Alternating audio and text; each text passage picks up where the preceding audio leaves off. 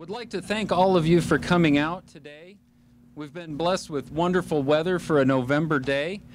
I see a lot of sunglasses out to accommodate for that. For this unique occasion, we get to welcome the Secretary of the Interior, Ken Salazar, to kick off our high flow experiment. Thank you.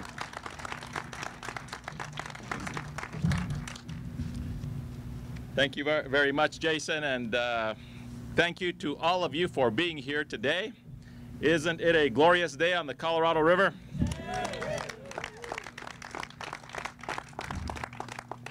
You know, I'm reminded so much as we look at these beautiful landscapes and at this historic structure, how much we can do within our human capacity. And the event today really is a demonstration about how we take the realities that we face on this Colorado River and that we manage the reality of water to make sure that we are taking care of people, taking care of wildlife, taking care of our values and respect for Native Americans, providing and protecting for the food security of the United States of America, and standing up with everything we can for the recreational values that are so inherent along the Colorado River. So today, on behalf of President Barack Obama, I want to thank each and every one of you for joining us today for this historic milestone for the Colorado River and for all of her beauty and all of her people. For me, I see the Colorado River as a string of pearls for America and her people.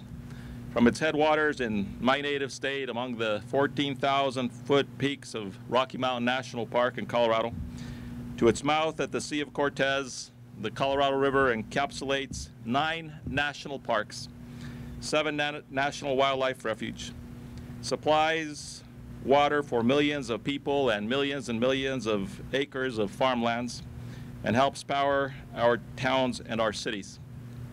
Threading this string of pearls together takes an enormous amount of work, and today we celebrate the 7 states of the Colorado River.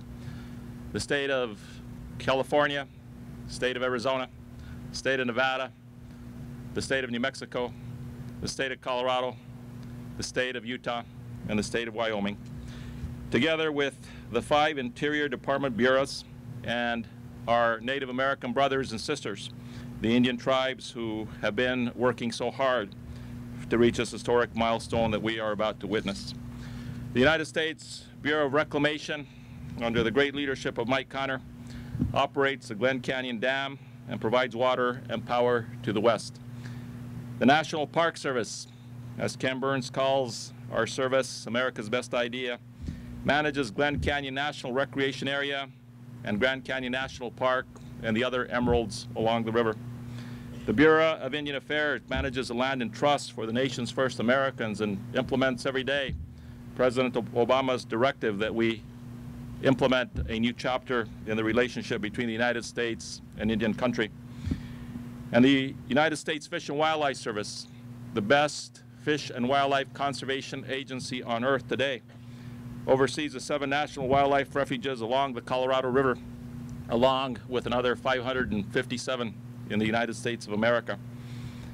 And the United States Geological Survey, who is the best earth science agency in the world, today brings its science here to the Colorado River to help us make sure that the way that we manage this river is based on the best of science. I'm pleased today to be joined by some of the leaders of these agencies. Not all of them could be here, but we are joined by Assistant Secretary for Water and Science, Ann Castle.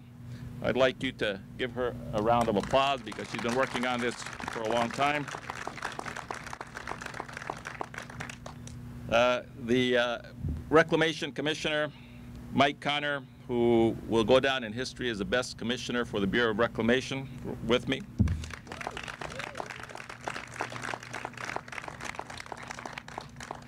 And the Director of the National Park Service, John Jarvis, who will take one of America's best ideas into its centennial era on 2016. Director Jarvis.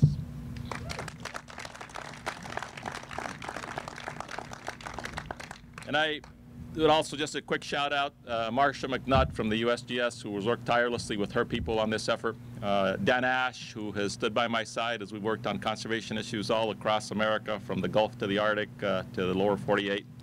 And to Kevin Washburn, who is doing an extraordinary and exemplary job working on matters relating to the United States and Native Americans. So I'm honored also that there are representatives from the 7 basin states, because one of the things that we know is that we couldn't do anything on the Colorado River if it was not for the cooperation and the collaboration that we have with the 7 states. These are exciting and historic times for the Colorado River. The work that all of you are doing here is an example not only to our nation, but really to the rest of the world. Today, I will trigger the first high-flow water release under a new protocol that we have all developed, which we finalized in May of this year, and will be repeated in the years ahead when conditions are ripe for releases. This long-term protocol extends until 2020 and beyond, and it's the first of its kind on the Colorado River. The new protocol is based on the best available science, and it seeks to address 2 goals which Assistant Secretary Ann Castle and I spent a lot of time talking about now almost 4 years ago. First, the goal is to protect one of the world's most treasured landscapes here along the Colorado River. And second, we need to manage the water flows on the Colorado River in a way that respects the law of the river and ensures the delivery of water for communities, agriculture, and industry, as well as the availability of clean hydroelectric power from Glen Canyon Dam. The protocol and today's first action under the protocol, in my view, achieve these actions. The Glen Canyon Dam today, which I just finished touring, provides power that benefits nearly 6 million people in 7 states, including rural communities and Native American tribes. Revenues from the production of this hydropower pay for the construction, operation, and maintenance of water storage units, irrigation project construction costs, and also help many other important environmental programs for the Colorado River. Getting this management of the Colorado River right is important, and that is why we developed the new protocol for flows from Glen Canyon. This is a new era for Glen Canyon Dam, one that allows us all together to manage the flows of water, to take full advantage of opportunities to improve downstream resources whenever the right conditions exist. The new protocol incorporates the tremendous amount of scientific knowledge developed over many years. Now, the next several years, we anticipate that the protocol will send sediment downstream to rebuild the sandbars, beaches, and backwaters. The rebuilt areas will provide key wildlife habitat, enhance the aquatic food base, protect archaeological sites, and create camping beaches that enhance recreation opportunities in the canyon. And today's effort here is really part of a larger process of collaboration on the Colorado River. River issues in the history of this river have been marked by discord and decades of litigation, have been replaced by the efforts of the last 20 years, which lead to where we are today, which is an era of cooperation and coordination among all the interests involved, with no interests being left aside. In 2009, when we started this process, I directed my team to set a new course for Colorado River management. It is a course that focuses on inclusion of all parties, one that recognizes and emphasizes the responsibilities we have to American Indian tribes, and one that recognizes our shared responsibilities to the states in the management of the Colorado River. Working together, we can do great things. Working together, we can do an even better job of managing the entire Colorado River system, given the challenges that lie ahead. And we know that there are many, including reduced water supplies in the Colorado River Basin.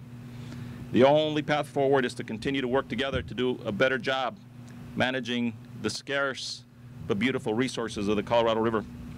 In short, we must solve our challenges together, as we have done for the last 20 years. And in doing so, we have been able to prove to the world that we can avoid the waste and confusion that comes from endless conflict and litigation. So in a few minutes, when Assistant Secretary Castle and I open the bypass effort here, we will be opening the door to a new era for Glen Canyon Dam operations and Grand Canyon management and ecology. We'll be opening the door to an era that recognizes we can rehabilitate the river ecosystem while responsibly managing water and energy resources.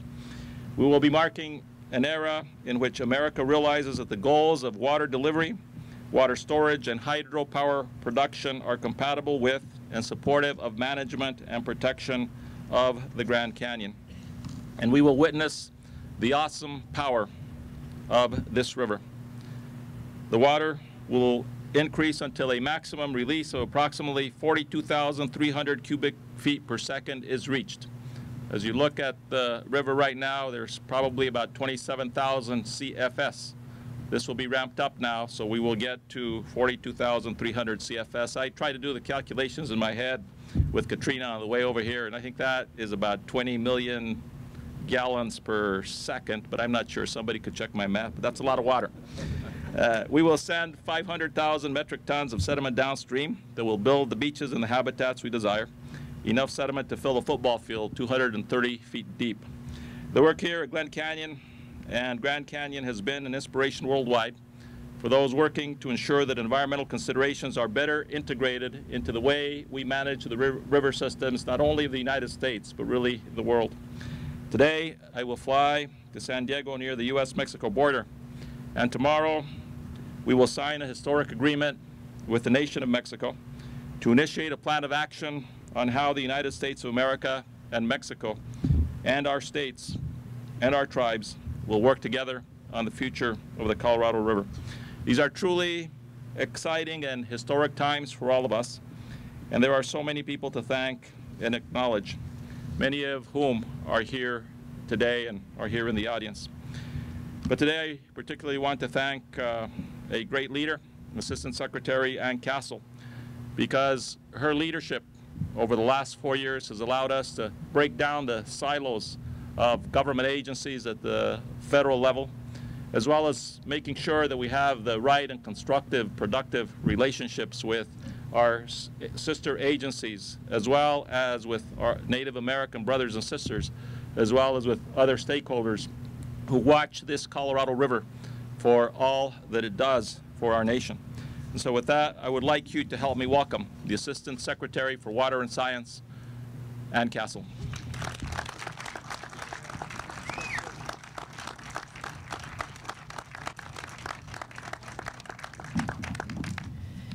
Well, it's nice to have a great boss.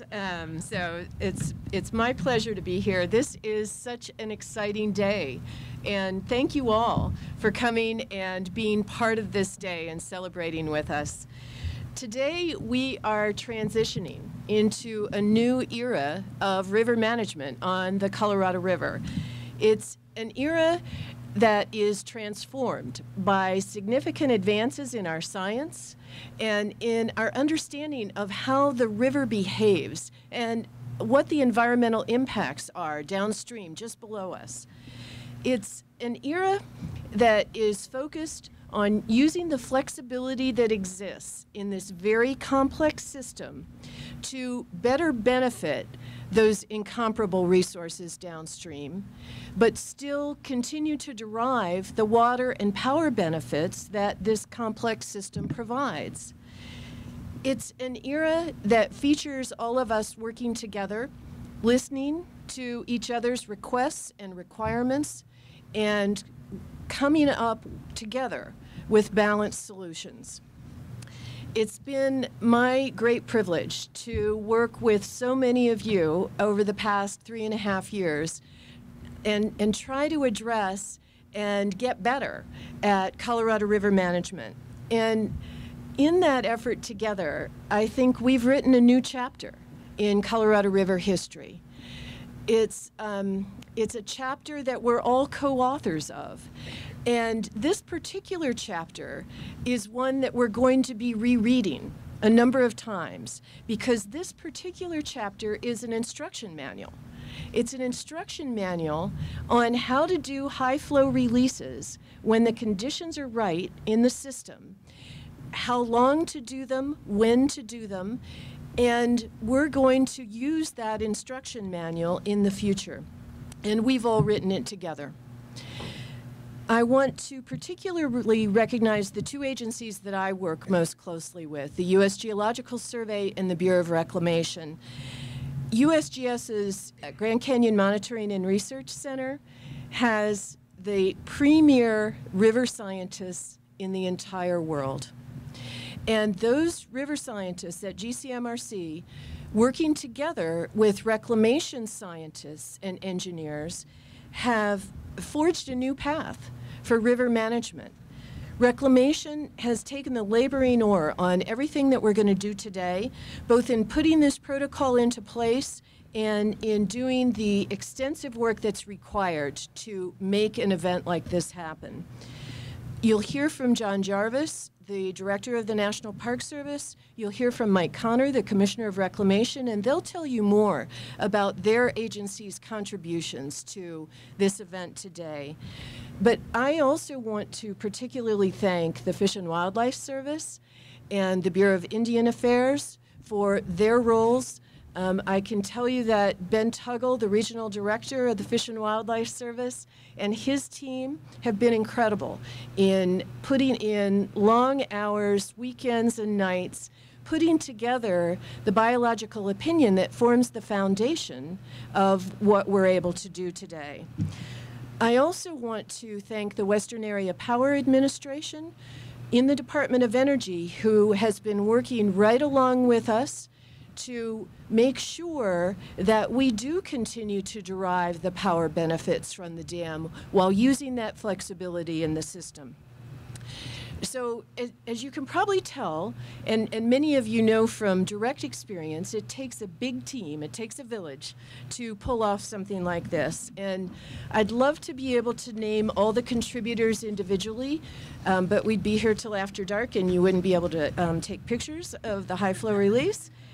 But I think that everyone on this team would agree that there have been 3 indispensable leaders that have brought us to where we are today, and I want to recognize them individually. Lori Karamanian, Deputy Assistant Secretary for Water and Science. Yay, Lori. Glen Knowles, the Chief of the Adaptive Management Program at the Bureau of Reclamation. There's Glen. And Bob Snow, Colorado River legal expert from the Interior Solicitor's Office. Stand up, Bob. Okay. So we all know that Glen Canyon Dam has brought tremendous benefits to this region of the country. It increases the reliability of water supplies for 7 states, and those 7 Colorado River Basin states together comprise about 1/3 of the continental U.S. landmass. It's a big area. The dam also provides clean, carbon-free, inexpensive, renewable energy that goes out to millions of Americans in the Southwest. And it's created a huge recreation economy around Lake Powell, the Lee's Ferry fishery, and the areas around the lake and the dam. But this dam has also unquestionably had adverse impacts. It traps, the lake traps the sediment that used to course down the river, that red sediment that gave this river its name. The regulation of flows has had an impact on vegetation, on beaches, on wildlife habitat, and the colder temperature of the water has altered the aquatic ecosystem, and that's had an impact on native fish. So addressing those impacts hasn't always been a top priority for the Department of the Interior, but taking on water challenges like this one is one of Secretary Salazar's key issues, and he's told us that we need to get going and improve our river management. Our work, yeah, thank you, Dave. Our work on the Colorado River is one of the most important things we do at Interior, and we've made huge progress during Secretary Salazar's tenure.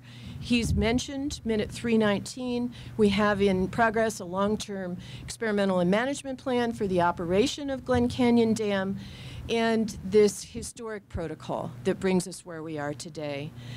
And it's interesting, we were hearing from the scientists this morning that we didn't always recognize that these high flow events, these pulse flows, were beneficial to the river environment downstream.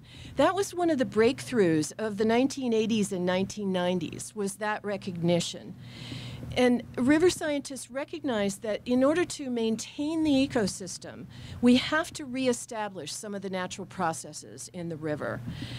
So high flow releases were done 3 times in the past 16 years. We've learned a lot from those events. We've learned what conditions we need to have to make them beneficial, how long to do them, when to do them, with the ultimate goal of trying to figure out whether doing these releases on a sustained and regular basis can conserve and enhance sediment in the Glen and Grand Canyons.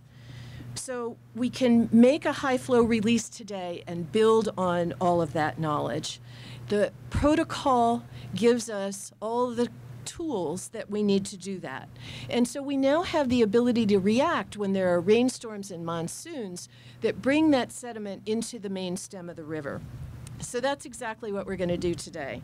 The Secretary is going to turn the valve to initiate the first experimental high flow release under this new protocol. And by the end of this release period, which will go until Friday, we'll have been able to redistribute over 500,000 metric tons of sediment that are now resident in the main stem. But, you know, even more than the physical effects, I think what we're doing here today is an important step in fulfilling our responsibilities under the Grand Canyon Protection Act. We're providing greater protection for downstream resources in one of the crown jewels of our national park system. And we're doing that while continuing to provide water and power to all of our fellow citizens that live in the West. The protocol is a really creative way to enhance adaptive management and to do it in a way that's fully respectful of our environmental compliance obligations. As the Secretary said, we couldn't have done this without our partners, the 7 basin states, 5 sovereign tribal nations, multiple federal agencies, environmental and recreation interests, power distributors and power purchasers.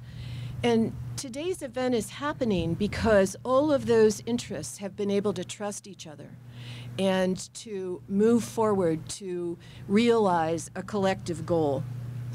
We'll be continuing to work together because there's always more that we're going to learn. We're going to be figuring out more about how this system reacts. And we have some of the best river scientists in the world right here with us today. We also have, up on the top of the dam, several junior high and high school groups who are learning about hydrology, about geology, and about the environmental impacts from the river and the resources downstream. So in the midst of this adaptive management experiment, we're also educating the next generation of people who are going to continue to balance the resources that the dam and the water provide. We're creating the next generation of stewards who will take the places of the people who are sitting here today. That is what our stewardship is all about: protection of resources, conservation of water and power benefits, and educating the next generation. So thank you for joining us in this execution of our stewardship responsibility.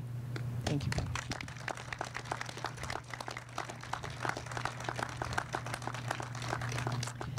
So now I want to introduce John Jarvis, the director of the National Park Service.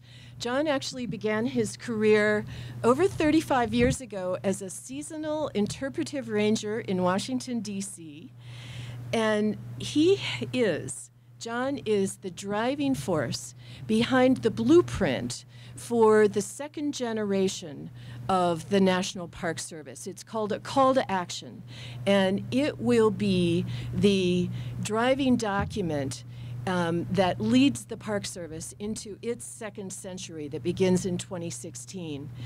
John has been the superintendent of some of the most beautiful and iconic parks in the whole national park system. Craters of the Moon in Idaho, Wrangell St. Elias in Alaska, Mount Rainier in Washington State. And now he's with us today to help celebrate this event that is intended to benefit the resources in these other two gems of our national park system, Glen Canyon National Recreation Area and Grand Canyon National Park. John? Well, thank you, Ann. Thank you all for coming out today. You know, President Teddy Roosevelt said that there can be nothing in the world more beautiful than the Yosemite, the groves of the giant sequoias and the redwoods, the canyon of the Colorado, the canyon of the Yellowstone, the Three Tetons, and our people should see to it that they are preserved for their children and their children's children forever, with their majestic beauty all unmarred. He also said that the Grand Canyon is the one place that every American should see. And so in 1908, he set it aside with his powers under the Antiquities Act. And a little over 80 years later, Congress passed the Grand Canyon Protection Act, instructing that the Department of Interior operate the Glen Canyon Dam in such a manner as to protect the values for which this park was established. So today, we recognize and respect and act upon this charge that was really laid upon this generation by our greatest conservation president. Now, things are a little more complicated than when Roosevelt had his bully pulpit and told us what we should be doing. He was not facing climate change or the competing forces for water in the West, or really very little scientific understanding of the challenges that we all face. But we have that today. But our values really have not changed. And today we act upon those to pump some restored life into the Grand Canyon with a high flow, with a torrent of water and a heavy load of sediment that will restore habitat and camping beaches and protect archaeological sites and build refugia for endangered species down the river. And this really would not have happened without the extraordinary leadership of Secretary Salazar, really the steady hand and persistence of Assistant Secretary Ann Castle, and the great camaraderie and partnership that has been demonstrated and already talked about. And we're going to get to hear from Commissioner Mike Connor, who has been willing to roll up his sleeves and work with all of us to get to this point. There are many others in the audience. A few I want to recognize. Dr. Bert Frost, our Associate Director for Natural Resources and Science, Jane Leiter and her dogged persistence out there, and the many others of the National Park Service and up and down the Colorado River, particularly here at Glen Canyon and the Grand Canyon and Lake Mead. We recently tasked a group of scientists to look at the future of the national parks and ask some hard questions about how we should be managing national parks. And they concluded that environmental changes confronting the national parks are widespread, complex, accelerating, and volatile, and that an increased scientific knowledge is essential to manage parks for change while confronting uncertainty. And we needed to construct contemporary tactics for NPS park stewardship. So this is a contemporary tactic for park stewardship, a high-flow event experiment backed up by great science and intended to increase our understanding of the short and long-term effects of this high flow. It truly is an interagency research effort, and it fits perfectly with the recommendations of our National Park System Advisory Board.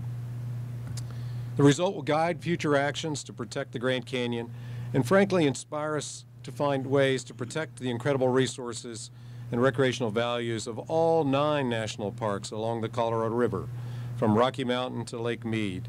These 9 parks protect over 1,000 miles of the Colorado River and its tributaries like the Gunnison and the Green, and contribute over $1 billion to our economy. So let's take inspiration from this collaborative event and take Roosevelt's charge to us that is just as relevant today as it was almost 100 years ago. Keep it as it is. You cannot improve upon it. So now I'd like to introduce Mike Connor, who has, as I said, and all of us have said, is a fantastic commissioner, a great partner in the Department of Interior, and willing to roll up his sleeves and make great things happen. Mike Connor.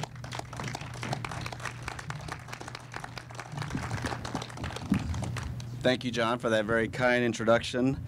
Needless to say, in my perspective, and I think everybody from Reclamation's National Park Service is one of our best partners, and John is a great and passionate advocate for the national parks. I can assure you, as much as a public advocate that he is, that he's also in private a very strong advocate for the national parks, in particular Grand Canyon National Parks.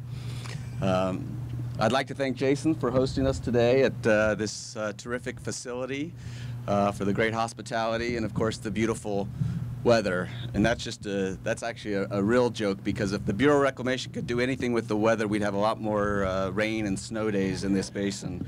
Quite frankly, it'd make life a little bit easier. So I want to welcome everybody. I guess as in the commissioner's role, it's my job to welcome everybody to officially to Glen Canyon Dam. It's a magnificent structure that's been in place for almost 50 years. I think we completed construction of the facility in 1964. It's 710 feet high from the top of the dam down to the bedrock structure. It's the second highest concrete arch in the United States. It impounds Lake Powell, which is the second largest reservoir in the country, with 27 million acre-feet of capacity. Its storage ensures average deliveries of 8.23 million acre-feet to the lower basin every year, which they greatly appreciate. And that same storage and that same regulating function allows the upper basin to use the water that it needs to provide for its communities. And so it's an important feature for both basins.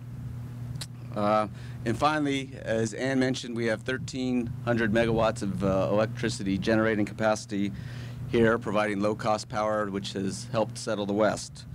So it's a magnificent facility. It's a testament to American ingenuity and the ability to get things done.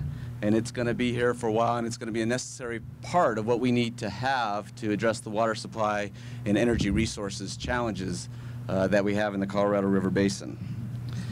Now, with all those benefits, as magnificent as the structure is, and has a history to match in the development and the construction of this facility, it's not free of controversy, as we all well know. As early as 1975, Edward Abbey's Monkey Wrench gang was bringing attention to the impacts of development in the Southwest, and Glen Canyon Dam was the poster child for the impacts of that development.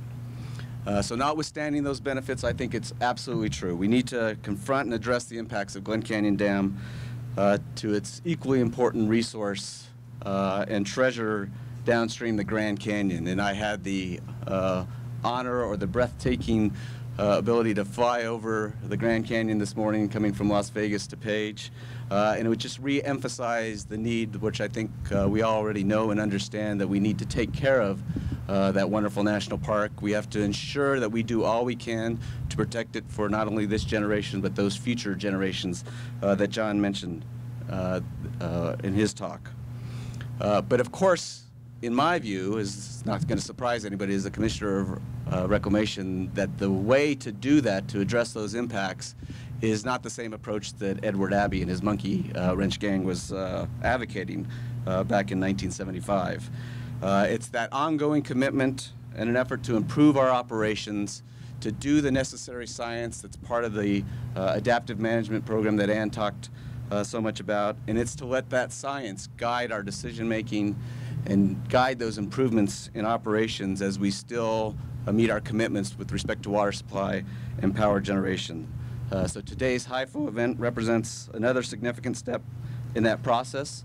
Reclamation is absolutely proud to be a partner here with our sister agencies, with those outside the federal government, and standing with you to make this high flow event a reality, to engage in this protocol, and to do the things today and in the future necessary to strike that balance that we need in the use of our resources.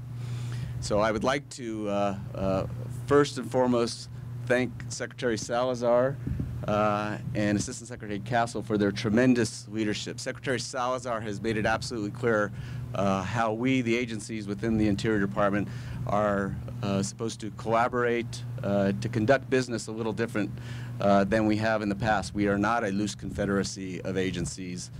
we are in an integrated approach to striking the right balance in the use of our resources to make sure we provide those water supply, those power generation benefits, but at the same time being very sensitive to our conservation commitment at the Department of the Interior.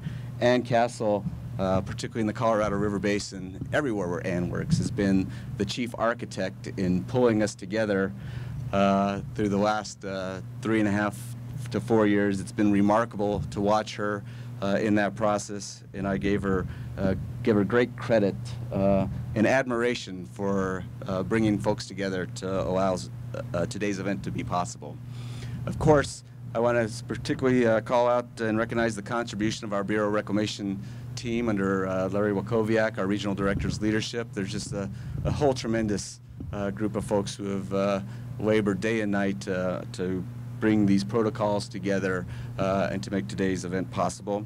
Our federal partners that we exist, National Park Service, as I mentioned, Fish and Wildlife Service, USGS, the Bureau of Indian Affairs, and of course Western Area Power Administration are all terrific partners. The states, the Indian tribes who have been our partners in this effort, water and power users, and those in the NGO community who are working with us to strike that right balance. There's too many people to name individually, as you've heard earlier, but I very much appreciate that partnership and this event, and it's just a tremendous opportunity for us to be here today to witness it.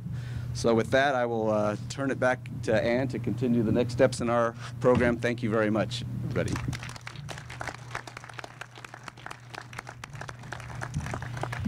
Thank you, Mike. And Mike has been such a pleasure to work with, and his entire team as well.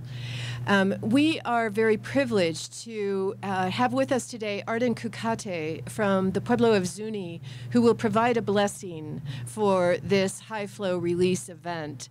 Arden is head councilman with the Pueblo of Zuni, has served on the Zuni Council since 1999. He is an expert in the Native American Graves Protection and Repatriation Act, in the National Historic Preservation Act, and he is the Pueblo of Zuni's designated representative to the Glen Canyon Dam Adaptive Management Work Group. So Arden has been an integral member of the adaptive management program that has supported and really provided the foundation for this event.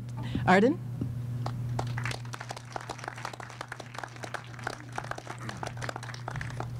Thank you. Kotona Wantewakia. Honorable Ken Salazar and Castle, as well as the tribal leaders that are out there, and distinguished invited guests and federal agencies. It's an honor for me to stand here before you and be asked to render an opening prayer for this significant day that has brought us all together here. And this is something that's been in the planning and in the works, and as Secretary Salazar eloquently stated, you know, this is very significant and critical for the tribes that are involved in the management process and efforts, because of the sacredness of this place and the ecosystem that we're always, making sure that when you mix culture and science, sometimes we have a lot of variances of, issues and concerns and what have you, but by working together in trying to reach a common goal, these are the resolutions to things that, come to what we are about to witness today. So to make sure that from this point on down the river corridor that, we're summoning all the nature's own environment and the habitat and the living creatures that embody this sacred area, is only best that we also recognize that in form of prayer. So I would like to ask each and every one of you to join me with this opening prayer. si maluke ya tonne ho na ya to kita chui am te shina kun yela na kwai kana ho na wona ele te kita ana hot ino de chimi kana ka pala ko la wi tente hulana ta chila pa to na ka to e chu e to e se e to mu e to e dikha a bisa shone yam ya to kita chante ko hana kui one asa pe kwai kana ho ton le yam ka shim one asa pani le sna wa ko am ka shim mateli to wa ko toniti na ni sa ki kita na is kon se mateli kui ho na ke ton le na chau la pa te ona na ta kui luka ya ton ne hot luka le na kwa ka ta pali an shim ka le na kwa la ke luk I kwa ni na an shim ke luka ya ton ne son le non kwa kwa te do a wona ele te na wa ma ken te an no te do na man ka shim one asa pani na kui do na man ka shim mateli ton na kui ka to na hon a wona ele te na pa hot luka le na ho I ko han an hai to na ta panalistic le Washington an kwa le hai to na ta pan kwa luka ka ta pali we hot le na la luk le one asa pani le na ko hot le one asa kwa ke na pa esteli kwante ho na na sa shina ho na I ani kina ho na man chali klon ka ta pali wa kwa klon te ko na ya na kwa la ki ya to nan te a me ken kwa klon na wan teni nan te a me ken ho kon an te shmana te usu pe nan kwa ya ni shi ho jam le na chama kwi bo sa na te wa tan a te atu na ke ka pi na ho to na so ke le te usu pe nan I te lo ke pa ya ma ni kwana na ki am ti nan sa ki ko ton I wi te na so me ken es ko an pa kwa la ko na wan atu mana a ta pi na kwa to na wan chama kwi te me te na ke ma ta chu so te usu te ko na ya shi mana so na ki am pin nan te lia na wa ke se to na ona ya na ke pin na ne sa sha ke pin na ne ka shi ma to so na o te nan te ap ku na so ne ke se ku so me is ki an kwa tem sa te ni halon ton pin na ka a to na to pin na ya shi mana yam te hol ka le ku ho pin na na kwa de ke na so na ki am pin nan te lia na po to so na u na ku le ho na se lon pa ni nan to so na te ap ku lo chu I me cha me ya ma ta chu ka pi na ho e a wan kwa tem sa te ni halo ye chi na te wan na te me na ki ma ta chu ka pi na ho e a wan pin na ne ku ko yam pin nan ka na ya lu ke na to na ki am pin nan te lia na wa ke si te na hom le na cha we an so ma to te ko na ya ni cha ke na on ya se ko shi ko to na a te a na ya to ya la kwa. Thank you very much.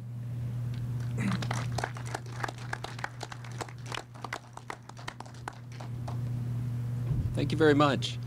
I wanted to share a couple of last comments with you that as we're sitting here, things seem pretty quiet and calm. That'll change pretty soon when we open the bypass tubes. But wanted to draw a little bit of attention. So right now we're flowing a little bit over 27,000 CFS with our generating units running. And wanted to call attention to the men and women that work here at Glen Canyon Dam. They are very proud of the service that they provide in offering reliable electrical power and managing water in this area.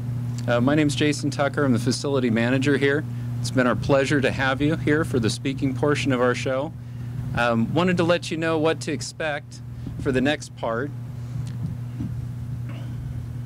We're going to take about 15 minutes, and media, people that would like to have pictures of the initial release.